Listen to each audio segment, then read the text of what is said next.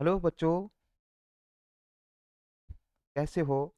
स्वागत है आपका एक बार पुनः हमारे YouTube channel A to Z study अड्डा पर। हम ऑल इंडिया सैनिक स्कूल एंट्रेंस एग्ज़ाम की जो प्रिपरेशन चल रही है, वो अभी जीके की टॉपिक्स चल रहे हैं। तो आज हम टॉप 20 जीके एमसीक्यूज लाए हैं। बिल्कुल हूबहू परीक्षा में छपने वाले प्रश्न हैं। बहुत ही इम्पोर्टेंट जो प्रश्न हैं वो हम लेकर के आप उपस्थित हुए हैं। आप हमारे चैनल को देखते रहें और फीडबैक अपना देते रहें। तो आज का अपना पहला प्रश्न है, हर काम के लिए ऊर्जा मुख्यतः प्राप्त करते हैं। ऊर्जा किससे प्राप्त होती है? प्रोटीन से, विटामिन से, वसा एवं कार्बोहाइड्रेट से या खनिज से? ये चार ऑप्शन है। इनमें से जो परफेक्ट आंसर हो वो आप सेलेक्ट करेंगे। तो इसका जो ऊर्जा मुख्यतः प्राप्त करते हैं वो वसा एवं कार्बोहाइड्रेट से प्रायोरिटी इसको देगी।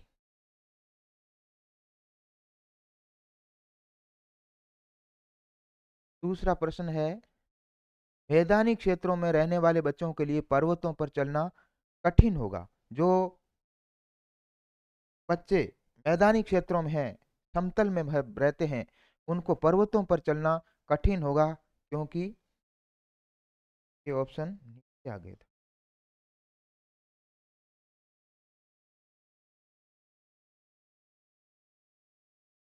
वे आलसी होते हैं, या पहाड़ी रास्ते पथरीले एवं ऊबड़ खाबड़ होते हैं, या पहाड़ी रास्ते बहुत सुगम होते हैं, या पहाड़ों पर कोई परिवहन साधन नहीं होते हैं। तो समतल वे आलसी तो होगा नहीं, एलिमिनेट करके देख लेते हैं। पहाड़ी रास्ते बहुत सुगम, सुगम यानी सरलता वाले तो होंगे नहीं। पहाड़ों पर कोई परिवहन साधन नहीं होते हैं, ये भी नहीं है, क्योंकि परिवहन तो वहाँ के लोगों के लिए होते होंगे, होते भी हैं। तो पहाड़ी रास्ते पथरीले एवं ऊबड़ खाबड़ होते हैं, इसलिए जो मैदान में चलने वाले बच्चे होंगे उनके लिए ये सहज नहीं होंगे। प्रश्न संख्या तीसरा अपना है कि चार मीनार कहाँ अवस्थित है, या चार मीनार कहाँ स्थित है? जैसलमेर, पुरी, औरंगाबाद या हैदराबाद? जैसलमेर हो नहीं सकता, पुरी भी नहीं है, औरंगाबाद भी नहीं है, ऑप्शन हैदराबाद।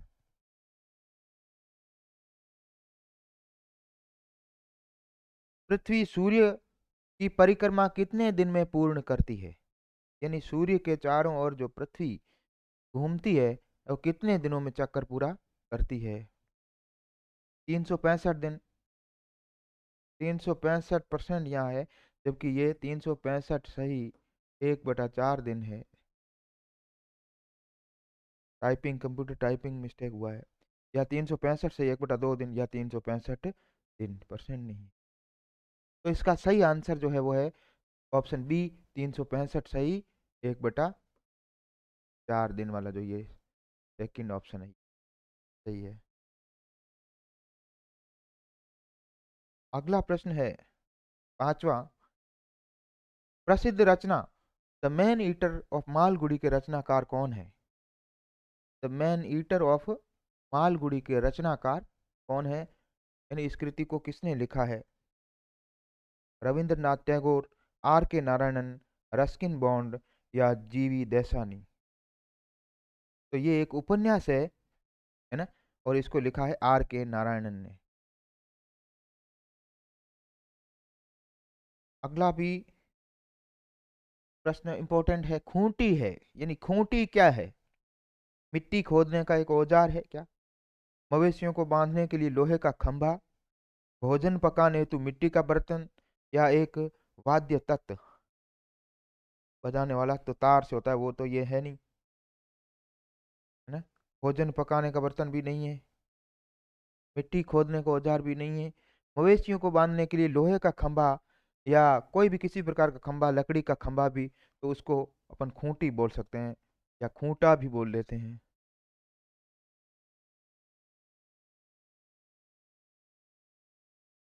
अगला प्रश्न है अपना सातवां प्रश्न, कुछ इस प्रकार से है, आप सूर्य के नीचे पानी से भरा एक गिलास रखते हैं, है ना, 2 दिन बाद गिलास खाली हो जाता है, पानी कहाँ गए?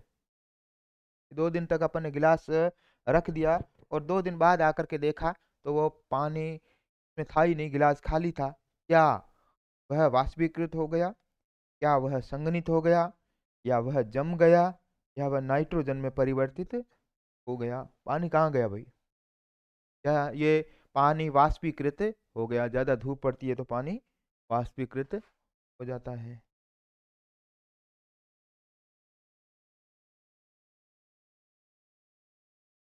अगले में देखेंगे, प्रश्न 8वां है, निम्न में से कौन सा एक अनवीकरणीय संसाधन है?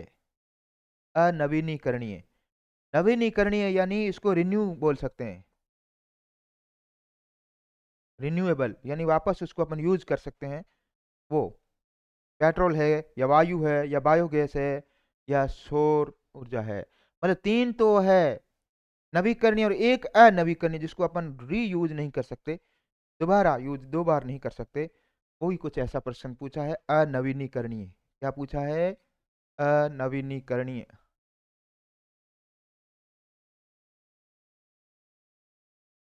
अनवीनीकरणीय तो वो है वायु, अपन यूज करते ही रहते हैं, है ना, कई प्रकार से यूज करते हैं।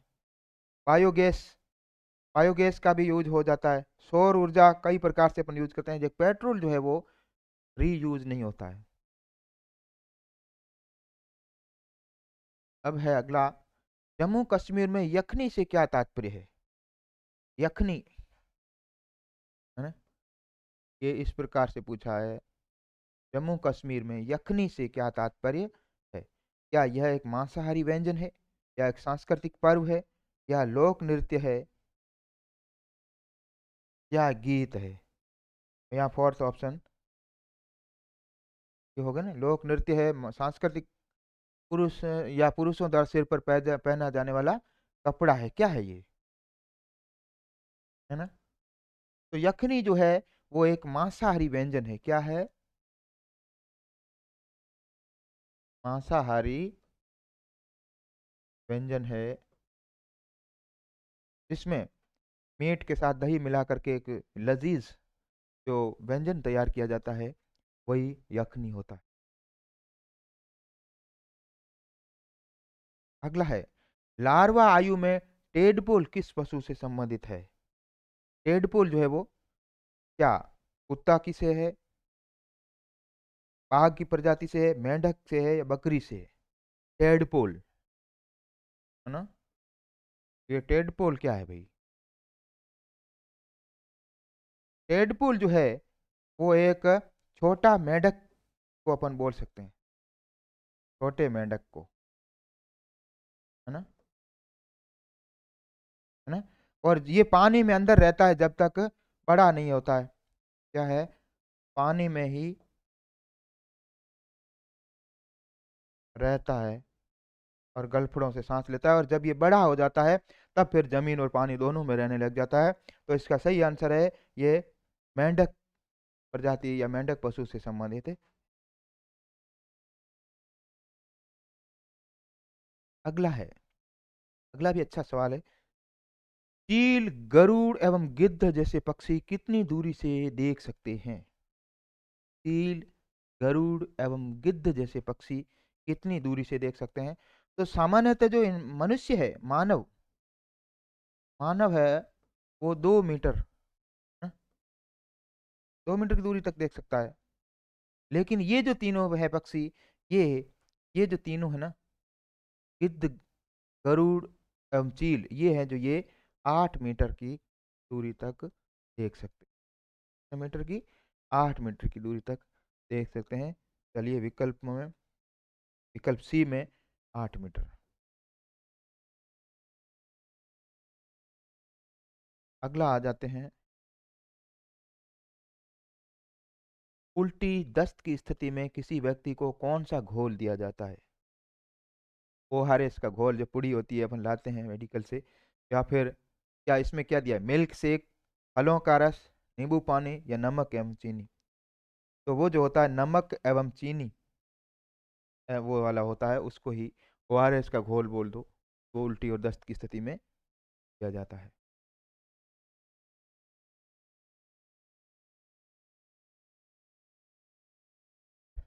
अगला प्रश्न कुछ इस प्रकार से है, भारतीय ध्वज के केंद्र में स्थित चक्र में कुल कितनी अराएं हैं?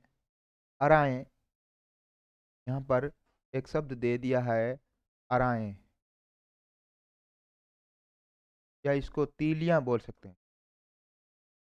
तीलियां, है ना। तो भारतीय ध्वज में जो चक्र है, जैसे,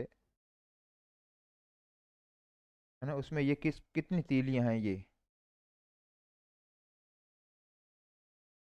इस प्रकार से जो तीलियां होती हैं वो कितनी होती है, क्या 26 हैं, 24 हैं, या 21 हैं, या 28 हैं?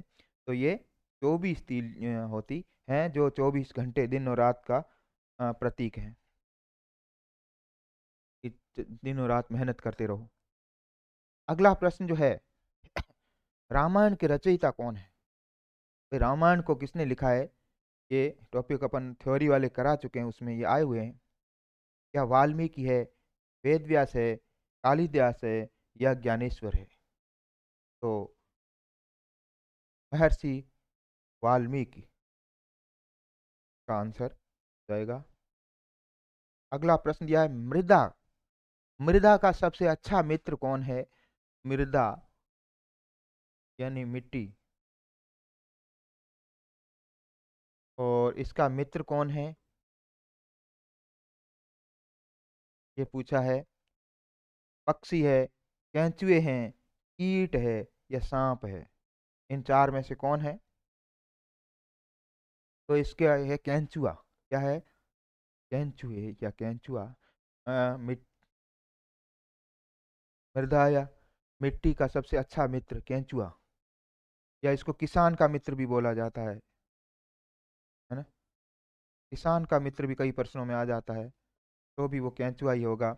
और या फिर इसको बोलते हैं मिट्टी का इंजीनियर, या इस प्रकार से भी आता है एक प्रश्न, तो वो भी यही है।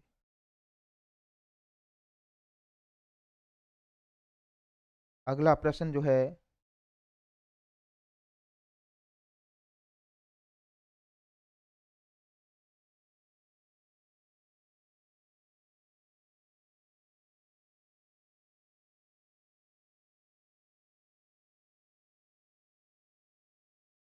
टेक्निकल एरर इसमें,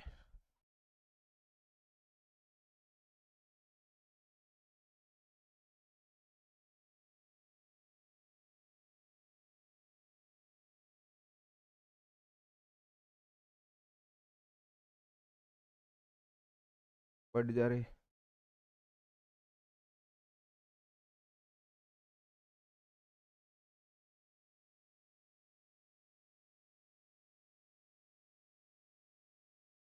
चल ले भाई।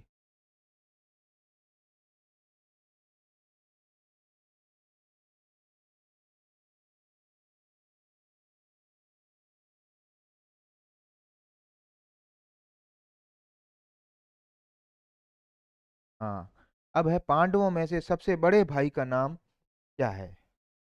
पांडवों में सबसे बड़े भाई का नाम क्या भीम है, अर्जुन है, युधिष्ठिर है, या कर्ण है?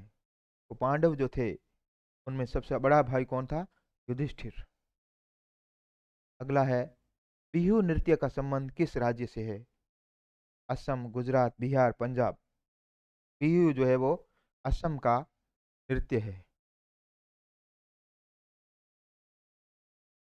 अगले प्रश्न में ले चलते हैं, भारतीय नौसेना में लेफ्टिनेंट कमांडर वहीदा प्रिज्म का संबंध किससे है? लेफ्टिनेंट कमांडर भारतीय नौसेना में जो है, वहीदा प्रिज्म, है ना, वहीदा प्रिज्म, इसका संबंध किससे है? पैसा किसी, क्या ये डॉक्टर है, या सॉफ्टवेयर इंजीनियर है, या रसोईया है, या अध्यापक है? कौन है ये? तो ये डॉक्टर है। कौन है? जो वहीदा प्रिज्म जो है, वो एक चिकित्सिका है, महिला चिकित्सिका। इसका आंसर हो जाएगा डॉक्टर। 2023 में हुए एशियाई खेलों में भारत ने कुल कितने स्वर्ण पदक जीते थे? 2023 में एशियाई खेलों में भारत ने स्वर्ण पदक कितने जीते? 28, 42, 52 या 14? स्वर्ण पदक जो थे वो 28 थे। 20वां प्रश्न है, अन्य जानवरों को खतरे की चेतावनी देते समय लंगूर की कौन सी अतीन्द्रिय सक्रिय हो जाती है? यानी कौन सी इंद्रिय जो है वो अति सक्रिय हो जाती है? क्या वो दृष्टि है, ध्वनि है, त्वचा है या गंध है? बंदर या लंगूर जो है वो उसकी बोलना, है ना, बोलने से संबंधित यहाँ ध्वनि बैठेगा, तो ये ध्वनि ही होना चाहिए। इसका उत्तर ध्वनि है। तो जानवरों को खतरे की चेतावनी देते समय लंगूर की जो ध्वनि हो वो आवाज देकर के उनको सक्रिय कर देता है, तो वो अति सक्रिय हो जाती है। इस प्रकार से 20 प्रश्न जो जीके के एमसीक्यू आधारित हमने लाए। आप निरंतर हमारे यूट्यूब चैनल पर जुड़े रहें।